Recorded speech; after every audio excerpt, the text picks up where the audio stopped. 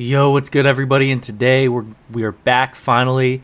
My bad for not making too many videos. If you do watch, but today we're gonna be talking about a recap of the Super Bowl and my thoughts, and I'll let y'all in on a little bit of some of the stories that went on. I went to Philly to watch the Super Bowl. It was my girlfriend's birthday weekend, and so myself and her and a couple of our friends, one of them being from Philly, we went there to watch the game with all the Philadelphians. It was quite interesting. But let's just get right into the game.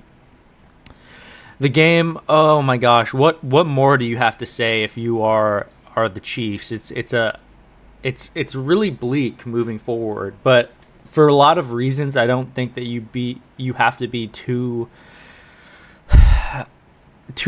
bearish right now.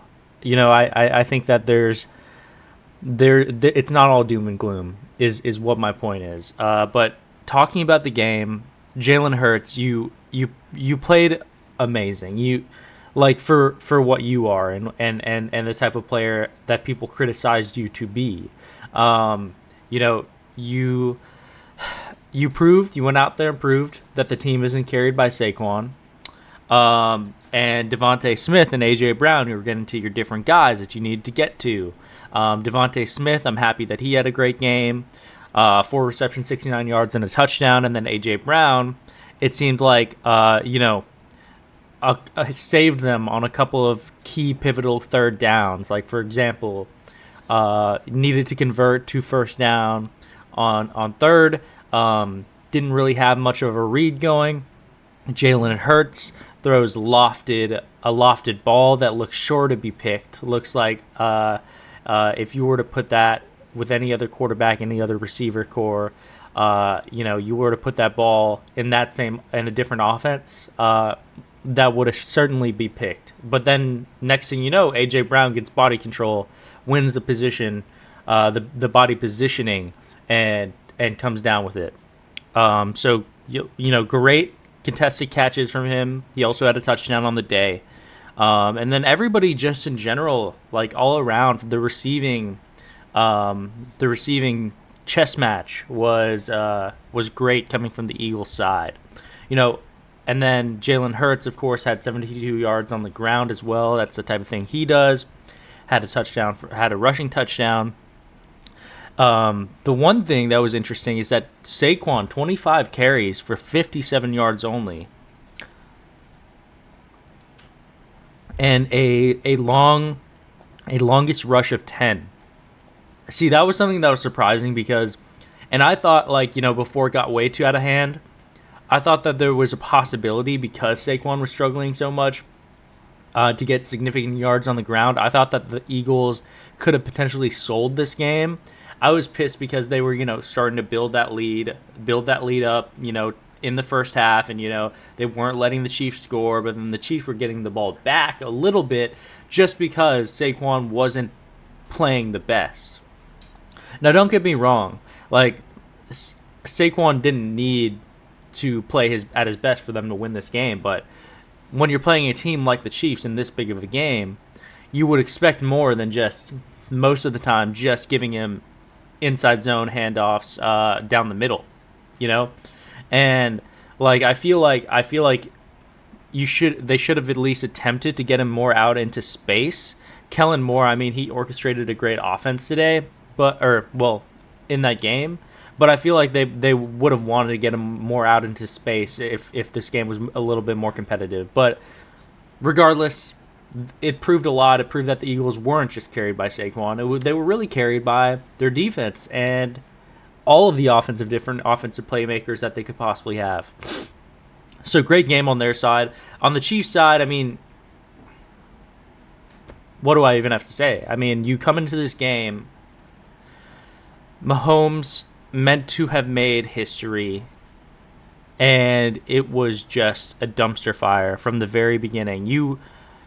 I can't remember if they, again, I was watching this in Philadelphia. Tensions were high. The bar was going crazy, and we all had very much more than a few drinks. But I don't remember if you had a first down in the first half. Just unacceptable, because you refuse to get anything done on the ground because you don't trust Pacheco anymore for whatever reason, and you don't incorporate him into the offense anymore. And then Kareem Hunt wasn't doing the things that Kareem Hunt was usually doing for y'all, like being what Kareem Hunt isn't. And I mean, for God's sakes, there were 11 total handoffs this entire game. That's as many rush attempts that Jalen Hurts had by himself. Like, you refuse to get anything done on the ground, and then you don't even go to some of your guys that you normally go to. For example, Kelsey only had 4 receptions as a safety valve, a guy who's supposed to be there if you have nobody to pass to. 2 interceptions from Mahomes. What the hell? Just crazy. I mean, they played horribly. And it's not all like, the big names' fault. It's not Mahomes' fault always. It's not Kelsey's fault always. But your O-line as well. Your O-line is freaking terrible. So yeah, and we'll talk about what y'all can do because, like I said, it's not all doom and gloom. But I do want to talk about the fact that I'm so happy for Philly as a city to be having this. Of course, a lot of your fans crazy, obnoxious, but it was great to be out there, like, in the midst of it, in the thick of it. We before the game even ends, just because it was that much of a blowout, 5 minutes left or whatever, we all get out from the bar, everybody storms the streets, everybody's in City Hall, just absolutely going insane until 3-4 a.m. Cops everywhere, people lighting stuff on fire, yanking light poles out of the ground and taking them home. It was crazy, and it was crazy to see. Me being an outsider from Philadelphia, I was a role-playing Phillies fan for the day. But yeah, I'm happy for y'all that y'all got this for yourselves. You were very passionate about it, and I'm glad that you guys took down who bested you originally, the Chiefs dynasty. Is this the end of the Chiefs dynasty? It will remain to be seen, but it certainly doesn't feel like they're going to get better compared to the other teams that have a chance to get better this offseason. What do you do if you're the Chiefs? I think as the Chiefs, 100% O-line. O-line, O-line, O-line. That's where you went wrong today. Mahomes can do, I think we've all seen, Mahomes can do as much as he can with a misfit cast of, seemingly washed up players, like, for example, DeAndre Hopkins, for example, like a Juju Smith-Schuster and Kareem Hunt, just random guys who you wouldn't expect to even be getting NFL snaps today, especially at that high of a level. And then doing some great things with those types of characters. So I think you definitely rebuild the O-line's biggest need, protect him.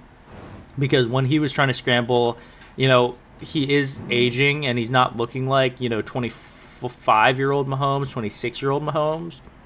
He's looking more like, the way I saw it is when every time he scrambled and got pressured, he looked like a ballroom dancer, tiptoeing very, very slowly like a turtle across down the wide side of the field. It was, he's not as athletic as he used to be. He can still do some great things when he gets out of the pocket and tries to extend the play. But as far as protecting him, that should come at the biggest priority. And I would also expect you to let go of a lot of the guys that are expiring. I think you should try and keep Trey Smith at all costs. After that, I think you might want to keep Justin Reed, even though I know you have Brian Cook and everything. And then I think you also might want to try and keep who was the third one? I can't even remember. Honestly, I'm still recovering from the weekend. I'm going to be honest. It's been nonstop. I've had to work since the weekend, of course. And then other than that, make sure you've got a guy like Hopkins who you're probably going to let go of. I think you should probably get and Smith-Schuster. I don't think he should be on an NFL roster if I'm being honest. He's just happened to be good for y'all. I think you got to complete the receiver core. You have Rice, who's amazing. You have Xavier Worthy, who's definitely amazing. I think you proved that today. supremely athletic and quick and speedy, faster than your fastest DB. So I think you got to complete it with a third receiver. I think that's definitely somewhat of a priority, maybe the third or fourth round in this draft. I think you need another tight end because Kelsey's not going to be here for even more than another year, I'd imagine. I think he's probably going to retire this year. I'm hoping, please retire, because you're handcuffing basically the Chiefs to y'all or to you, and the Taylor Swift antics. So get another tight end in this draft because.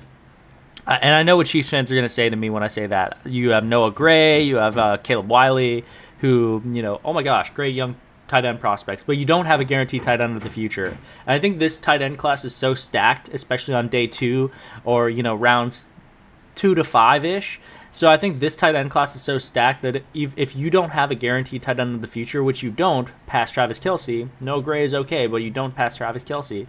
If you don't have that, it would be irresponsible of you to not take a chance on a tight end in this class. Enough said. And then I think you get another running back in this draft because also very stacked running back class, and you obviously don't trust Pacheco for whatever reason. I don't think Pacheco is bad. I really don't. I wish they gave him more of a chance, but they didn't for whatever reason after his injury. So I think you get another running back for those purposes because you can't roll out Kareem Hunt starting for you next season. You need multiple options. Okay. Other than that, the Eagles, you played great. What are you going to do in the offseason? Who knows? Maybe get another edge rusher. I don't know. But yeah, let me know what y'all thought of the Super Bowl. How do you feel about the Eagles winning? How do you feel about Kellen Moore now going to the Saints? It was awesome. I'm recovering. Peace.